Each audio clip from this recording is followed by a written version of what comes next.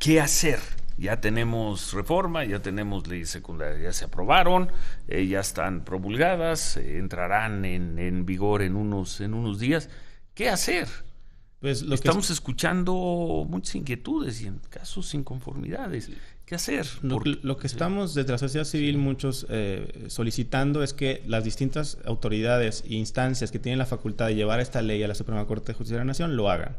Tanto el IFAI como la Comisión Nacional de los Derechos Humanos, que uno esperaría que lo harían porque ya lo hicieron respecto al Código Nacional de Procedimientos Penales, que contiene también distintos vicios relacionados con la geolocalización, y también las minorías legislativas. Afortunadamente, a pesar de que el senador Lozano, con mucho aspaviento, yo veía el día de ayer, salió gritando en el pleno que son una mayoría. Afortunadamente, en una democracia, las mayorías no pueden ir por encima de los derechos humanos ni de la Constitución. Y yo espero que las minorías legislativas, también las que votaron en contra, sobre todo las que votaron en contra, no ahora estén regateando el voto y la firma que se necesita para llevar a hacer la acción de constitucionalidad. Y bueno, también es bastante revelador que el gobierno está empleando muchos recursos en el Congreso para impedir que esto suceda. Si esta ley no viola derechos humanos, no va en contra de la Constitución, no invade la privacidad de una manera sin controles, como lo hemos estado estableciendo, ¿por qué se opone el gobierno a que esta ley sea examinada por el Tribunal Constitucional de México? Y hay una certeza jurídica que se supone que era uno de los presupuestos para la legislación secundaria en materia de telecomunicaciones, otorgar certeza jurídica a los jugadores. Esto no solamente no otorga una certeza jurídica, sino que como está planteado y en la ambigüedad y la falta de digamos, por malicia o por una ignorancia o mala técnica legislativa, se abre un campo a una arbitrariedad que es casi un hecho, ¿no? Si le das a una autoridad un poder tan amplio que invade la privacidad de las personas, que lo puede usar en secreto... Lo puede usar. Pero sobre todo lo puede llegar a usar en secreto sin que ni un juez ni el afectado se entere en ningún momento, ni hay un órgano de supervisión independiente como existe en todo el mundo, y que el gobierno se opone sin dar un debate público de las razones por las cuales se opone a estas medidas de salvaguardas que existen en todo el mundo, que han sido recomendadas por organismos de derechos humanos, reconocidas por el Alto Comisionado de Derechos Humanos de la ONU el Alto Comisionado de Derechos Humanos de la ONU hace una semana presentó un reporte sobre vigilancia específicamente a nivel internacional, donde de hecho justamente lo que está planteando es un tránsito completamente opuesto a lo que en este momento el Estado mexicano está asumiendo.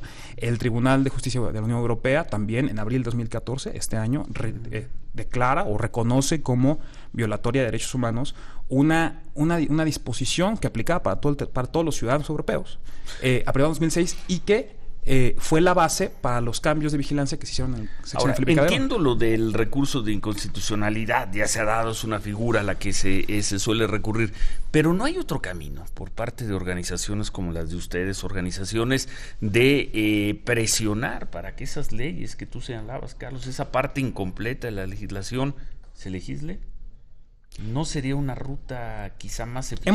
Hemos escuchado varias rutas. A lo mejor es imposible una ruta, políticamente. En el caso cuando se aprobó el Código Nacional de Procedimientos Penales, de hecho también nosotros hicimos una labor para denunciar los problemas que tenía este Código Nacional. Los partidos en ese momento estaban en una ruta de aprobarlo, a como dio lugar, y existió una serie de señales, en el caso de diputados, específicamente... donde decían se va a aprobar una ley de geolocalización que tuviera esas salvaguardas para evitar todo el tránsito hacia la justicia. En este caso también, en el caso de diputados, ha habido un compromiso de parte del grupo parlamentario del PAN, PRD, PT y MC que votaron en contra de estas iniciativas, todos los grupos parlamentarios, para hacer una acción de constitucionalidad, pero también ellos han planteado la posibilidad de que legislen inmediatamente después de eso y presenten una iniciativa que pueda resolver eso. Podría ser presionarlos porque luego se les olvida, tienen muchos puntos en sus agendas. Hay que presionarlos. No, bueno. ¿Ustedes estudiaron Derecho? Yo soy abogado, sí. Tú eres abogado. ¿Y tú? Periodismo. Bueno, pues hablan como abogados, con gran solvencia, con gran dominio. Y pues vamos a ver qué es lo que ocurre aquí. Algo más de crítica, preocupación sobre lo que tiene que ver con el mundo digital. Bueno, también y las recién aprobadas leyes. Persiste también, Fernando. Digamos, también por eso seguiremos en nuestra labor con la Red de Defensa de Derechos Digitales de documentar el uso de estas facultades y demostrar cómo las salvaguardas son necesarias, ¿no? Eso siempre está a nuestra disposición y así hemos hecho, ¿no? Hemos puesto propuesta, además, de texto, tanto en el Código Nacional de Procedimientos Penales como en la Ley de Telecomunicaciones. Sin embargo, pues... las experiencias en donde se ha prometido modificar cosas que luego no se modifican, pues nos da poca confianza en este poder legislativo, que además ha demostrado una muy mala técnica legislativa. Y uno de estos ejemplos también es el hecho de que se persiste la posibilidad de bloquear el servicio de telefonía de manera indiscriminada, y que en ciertos contextos, como el contexto de protesta, es bastante preocupante. Es decir, que se puede incomunicar a un sector de la población. Es más difícil, ¿no, Luis Fernando? Es técnicamente más difícil, pues... ¿Te imaginas el escándalo político? Pues está ya en la ley. Está en la ley. Está en la ley. Sí, ve lo que está pasando en Puebla, ¿no? También estaba en la ley y bueno, la ley no te protege contra todo, ¿eh? Exactamente. Precisamente. Yo creo bueno, que sí, pero lo digo ahora en sentido contrario, en sentido inverso. Sí, pues ve a Moreno Valle. El ejemplo de la ley Bala es muy pertinente. No, los entiendo, sí. El ejemplo de la ley Bala es muy pertinente, de cómo se legisla sin verdadero conocimiento, por capricho prácticamente, y luego pasan las consecuencias. O por convicción, pero al vapor y sin tener, por lo visto, tus cuerpos policiales. Y vemos cuál es el costo de legislar de esa manera. Sí. Para el gobernador. Para el gobernador y para el niño que murió. Sí, bueno, pero aquí yo voy a la parte del gobernador. Y ahora 2 meses, creo que eso es un caso insólito en México, tú que eres abogado. Yo no aprueban una ley en mayo y la van a derogar o abrogar. Pues ya no entendí, porque dice que no va a entrar en vigor hasta que haya otra ley. Yo no entiendo para qué mandas un proyecto de ley sin mandar la sustitución. Me parece entonces, también. Apruebas en mayo y la echas atrás en julio. Yo no recuerdo un caso así, ¿eh? Y además en mayo la anuncias con fanfarrias, con bombo.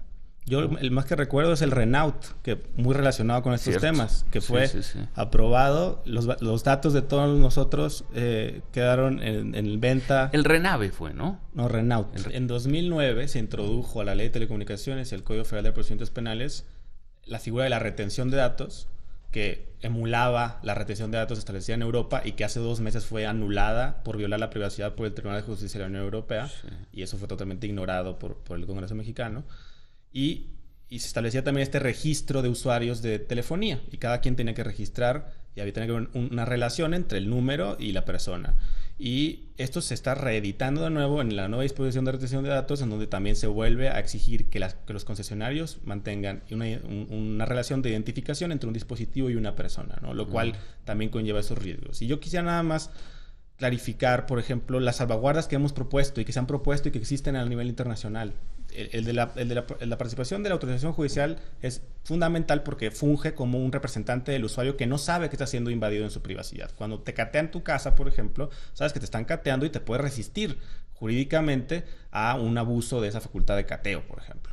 Pero en el caso de las invasiones a la privacidad, tú no sabes que está siendo invadido. Y por eso es importante que exista una figura de un tercero, que es el juez en primer momento, y otras salvaguardas. Por ejemplo, que seas notificado de que fuiste sujeto de vigilancia en un momento posterior, cuando ya no está en peligro la investigación, no ninguno de los casos.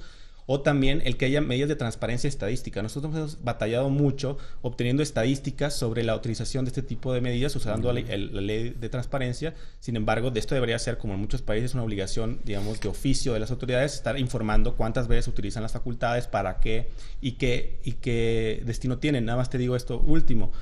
De lo que hemos logrado recabar, por ejemplo, la PGR en un lapso de varios meses, de todas las evaluaciones previas en las que accedió a datos retenidos, en más del 64% de ellas, esas investigaciones previas se mantienen abiertas ad infinitum. Nunca hay una intervención judicial, nunca el acusado o la persona afectada se entera, y eso revela que estas herramientas y la oposición sin argumentos del gobierno nos revela y nos genera muchas suspicacias sobre la verdadera intención de estas facultades. Carlos Brito. En el caso específico del control judicial, por ejemplo, se ha planteado un falso debate, incluso de activistas de la sociedad civil, ¿no? Por la seguridad, Martí, Wallace, Morera, etc. Suponiendo que el control judicial es también una cosa absoluta. Si hay control judicial, la vida de la persona corre riesgo. En el caso de un secuestro, una desaparición, etc. Nosotros lo que hemos planteado incluso es ese famoso argumento de la celeridad. Es decir, no hace falta, no necesitamos controles porque está en riesgo la vida de la persona.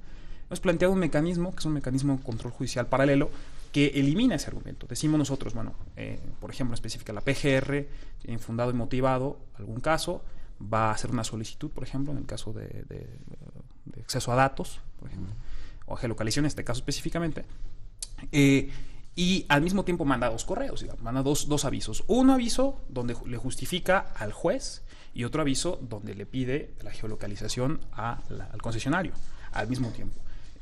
Suponiendo en el caso, sigue la PGR como siempre, sigue el concesionario como sigue, un juez puede verificar, y si está fundado y motivado, se entiende que siempre estuvo fundado y motivado, y si no estuvo motivado, primero se detiene el procedimiento, se generan sanciones, y eso genera también transparencia y obligaciones. Ojalá podamos mantener esta comunicación interesante, de veras, ¿no? Y además se ve que están estudiando el tema a fondo. Una historia que va a estar viva, un tema que va a estar vivo, sea por la vía del recurso ante la Suprema Corte, sea por la presión a los legisladores, y ojalá podamos mantener la comunicación con la Red en Defensa de los Derechos Digitales. Muchísimas gracias. Luis Fernando García.